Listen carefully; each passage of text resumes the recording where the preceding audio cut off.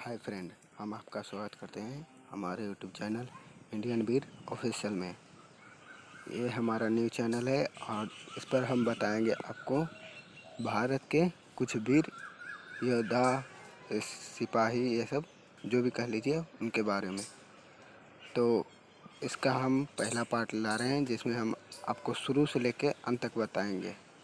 तो आज हम बात करेंगे पोरस महाराज पुरुषोत्तम के बारे में, जिन्होंने अलेक्जेंडर से लोहा लिया था। उससे पहले हम आपको एक रिक्वेस्ट करना चाहते हैं कि आप हमारे चैनल इंडियन वीर ऑफिशियल को सब्सक्राइब कर दीजिए और बेल आइकन को दबा दीजिए। तो चलिए हम शुरू करते हैं। महाराज पोरस पौरव राष्ट्र के राजा थे, जो कि वर्तमान में पंजाब में स्थित है। पंजाब को कहते हैं। और वो उनका राज्य विस्तार था झेलम नदी से लेकर मतलब उसका बहुत बड़ा राज्य विस्तार था। वो एक ऐसे राजा थे जिन्होंने उसे हराया जो दुनिया को जितने के मनसूबे से आया था, लगभग सारी दुनिया को अपने कब्जे में ले लिया था। और वो फिर आया था भारत को अपने कब्जे में लेने के लिए। उस समय भारत को सोने के चिड़िया भी कहते थे। तो जब वो आए तो एक पत्थर की तरह, दीवार की तरह एकदम मजबूत पोरस उनको रोकने के लिए तैयार हो गए। चलिए हम अब आपको बताते हैं पोरस का जन्म कहाँ हुआ, उनके माता पिता कौन हैं। तो उनके माता का नाम था अनसुईया और उनके पिता का नाम था महाराज बमनी, जो पहले राजा थे। उनके बाद उनका पुत्र यानी कि पोरस, जिनका पूरा नाम पुरुषोत्तम था और है, वो मतलब राजा बने। वो उनका राज्य उस समय बहुत था, विकसित था, मतलब पूरा सोना ये सब वहाँ पर बहुत था। और भारत को पहले सोने की चिड़िया ही कहते थे। इसलिए अलेक्जेंडर चाहता था कि हमारा राज विस्तार वहाँ तक हो जहाँ पर सूरज उगता हो, और भारत में पहले सूरज उगता है। सिकंदर जब पूरी दुनिया को जीतकर भारत की ओर बढ़ा, तब उसे ये अंदाज़ा भी नहीं था कि भारत में एक ऐसा राजा भी है जो उससे टक्कर लेने में बहुत ही ताकतवर है, उससे ज़्यादा मतलब है। और वो आया और पहले मतलब वो आसपास के छोटे छोटे जो राजा थे उनको हराने की कोशिश करने लगा, जिसमें से एक राजा था अम्बिराज, जो महारानी अनसुईया यानी कि पोरस के मामा थे। उनका दुश्मनी था राजा बमनी के साथ, और इसलिए उन्होंने सिकंदर से हाथ मिला लिया। सिकंदर हम अलेक्जेंडर को ही कहते हैं। तो उनके साथ मिलकर लड़ाई में मतलब अलेक्जेंडर का साथ देने लगे।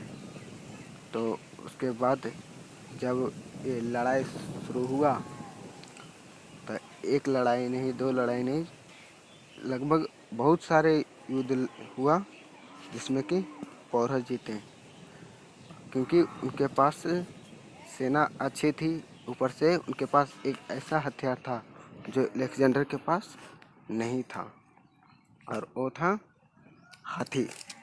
उस समय हाथी की सेना नहीं हुआ करता था, और वो सेना सिर्फ पौरव नरेश के पास था, यानी पुरुषोत्तम के पास।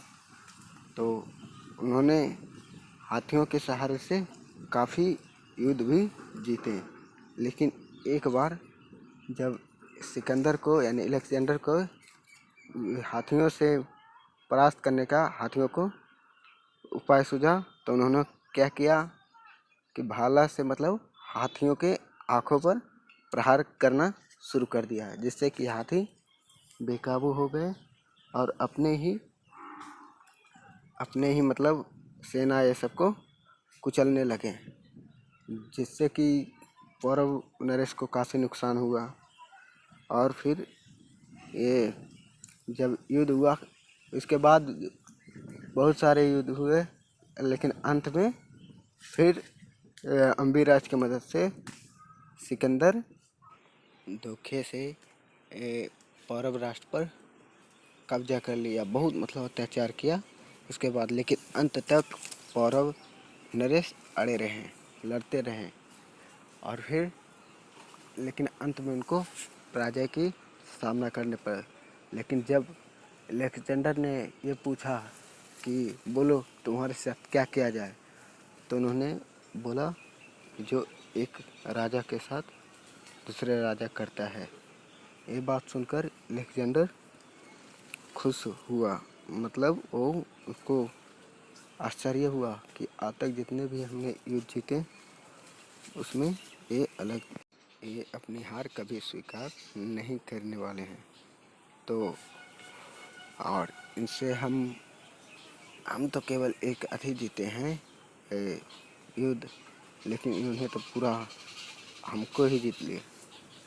और ये सोचकर उन्होंने वहाँ से पौरव नरेश के साथ हाथ मिला लिया, दोस्ती कर लिया, और यहाँ से उन्होंने यूनान यानी अपने देश मैसेडोनिया वापस चले गए।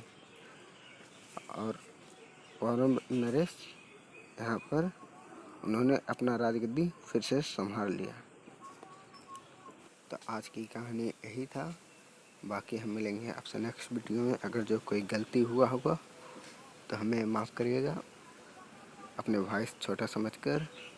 और हम लास्ट में आपसे एक ही अनुरोध करना चाहेंगे कि आप हमारे यूट्यूब चैनल को सब्सक्राइब कर दें, लाइक शेयर और वीडियो पर कमेंट ज़रूर। तब तक के लिए bye bye, take care and हमारे याद रखिए हमारे चैनल को सब्सक्राइब कर दीजिए और साथ में बेल आइकन को दबा दीजिए और वीडियो को लाइक शेयर कमेंट करना नहीं भूलिएगा। मिलेंगे हम आपसे नेक्स्ट वीडियो में अगली वीर योद्धा की कहानी को लेकर।